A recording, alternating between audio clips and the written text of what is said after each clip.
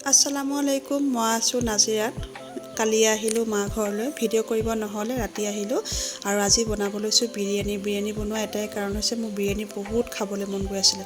বহুত দিনৰ পৰাই খাম ভাবি আছিলোঁ, কিন্তু বনোৱা হোৱা নাছিলে। তো আজি বনাব লৈছোঁ বিৰিয়ানী। তাৰ কাৰণে গোটেইখিনি বস্তু মই ৰেডি কৰি লৈছোঁ।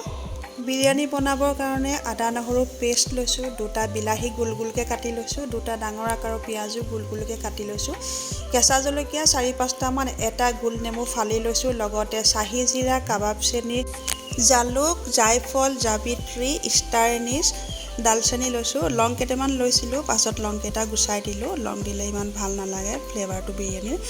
একেবাৰে ঝটপট বনাম, পুটুককৈ হৈ যাব। আৰু মাংসও লৈ লৈছোঁ, বিৰিয়ানী মছলা, কেওৰা ৱাটাৰ, চাউলখিনি 1 ঘণ্টা তিয়াই ৰাখিছিলোঁ, 1 ঘণ্টা হৈ গ'ল আৰু এতিয়া মই বনাব লৈছোঁ। এইখিনি বিৰিয়ানী খাবলৈ বহুত টেষ্টি হয়, একেবাৰে প্লেইন বিৰিয়ানী হয় আৰু মানে কি ঝটপট বনাব পাৰি। খাবলৈ মন গ'লে মানে বস্তুকেইটা ৰেডি থাকিলে ঘৰতে মানে পটাপট বিৰিয়ানী বনাই খাব পাৰি। কুকাৰতে ৰিফাইন তেল গৰম কৰি ল'লোঁ। এতিয়া দি দিছোঁ ষ্টাৰ এনিছ, দালচেনি, তাৰপাছত দিছোঁ এয়া জালুক, কাবাব চেনি, আৰু এয়া দিছে জায়ফল, জাবিত্ৰী। গোটেইখিনি তেলতে মই অকণমান ভাজি ল'লোঁ। তাৰপাছতে পিঁয়াজ দিছোঁ, এয়া পিঁয়াজ ডাঙৰ ডাঙৰকৈ গোল গোলকৈ কাটি দিছোঁ। এয়া চাওক, চাহী জিৰাখিনিও তেলতে দি দিছিলোঁ। এতিয়া এইখিনি ধুনীয়াকৈ ভাজি ল'ম। তেজপাত দুখিলাও দি দিলোঁ।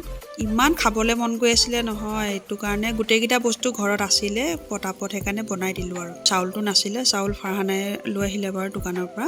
আৰু বিলাহীখিনি গোল গোলকৈ কাটিছিলোঁ। এতিয়া গোটেইখিনি বস্তু ধুনীয়াকৈ মই ভাজি ল'ম। বিলাহীখিনি গলি যোৱাকৈ ভাজিলোঁ। এতিয়া মাংসখিনি দি দিছোঁ। মাংসখিনি পানী নুশুকালৈকে ভাজি থাকিম কিন্তু দেই, মাংস পানী থাকিলে ভাল নালাগে। ওপৰতে দি দিলোঁ আদা নহৰু পেষ্ট, নিমখ দিছোঁ আন্দাজমতে। বিৰিয়ানীখিনি বনাবলৈ একেবাৰে সহজ কিন্তু দেই। তাৰ পাছতে পানী মই একেবাৰে দি দিছোঁ। দুপোৱা চাউল লৈছোঁ, এই চাউলখিনি জোখতে মই একেবাৰে পানী লৈ লৈছোঁ। একেখিনি পানীতে মই 3-4টামান চিটি মাৰি মাংসখিনি সিজাই ল'লোঁ। এয়া মাংস ধুনীয়াকৈ কোমলি সিজি গ'ল। এতিয়া তিয়াই ৰখা চাউলখিনি দি দিলোঁ। পানীয়ে চাউলে পূৰা সমান হৈ আছে, মানে একদম পাৰফেক্ট আৰু কমো নাই হোৱা বেছিও নাই হোৱা। আৰু চাউলখিনি 1 ঘণ্টামান তিয়াই ৰাখিছিলোঁ যে, সেইটো কাৰণে এটা চিটিয়ে দিম। এতিয়া ওপৰতে দি দিছোঁ গোল নেমু এটা কাটি ৰাখিছিলোঁ, বৰ টেষ্টি হয় খাবলৈ। আৰু এয়া ওপৰতে দি দিছোঁ বিৰিয়ানী মছলা, এচামুচেই দিছোঁ, অকণমান লৰাই ল'লোঁ। আৰু এতিয়া কুকাৰৰ ঢাকনখন লগাই মাত্ৰ এটা চিটি দিম। চিটিটো অহাৰ লগে লগে অফ কৰি দিম, নহ'লে কি হ'ব গলি মানে বেছি ঢিলা হৈ যাব। আৰু এয়া চাওকচোন বিৰিয়ানী ৰেডি হৈ গ'ল। চিটিটো গুচাই লগে লগে মই ওপৰতে দি দিছোঁ কেওৰা ৱাটাৰ। ঠাণ্ডা হৈ গ'লে দিলে ভাল নালাগিব। আৰু কেওৰা ৱাটাৰ দি লগে লগে ঢাকনখন মাৰি 15-20 মিনিটৰ পাছত ঢাকনখন খুলিলোঁ।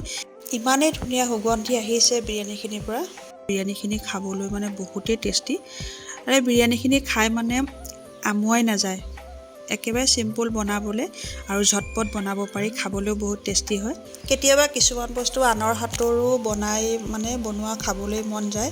হোটেলত গৈ খাম বুলি ভাবিছিলোঁ, কিন্তু হোটেলত গৈ খালে অকল মইহে খাবলৈ পাম, ঘৰৰ মানুহখিনিতো খাব নাপাব।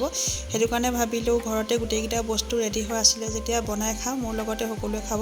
একেবাৰে সহজ আৰু ঝটপটভাৱে বনোৱা বিৰিয়ানীৰ ৰেচিপিটো কেনেকুৱা লাগিলে কমেণ্টত জনাবচোন দেই। আজিলৈ আহিছোঁ, বাই।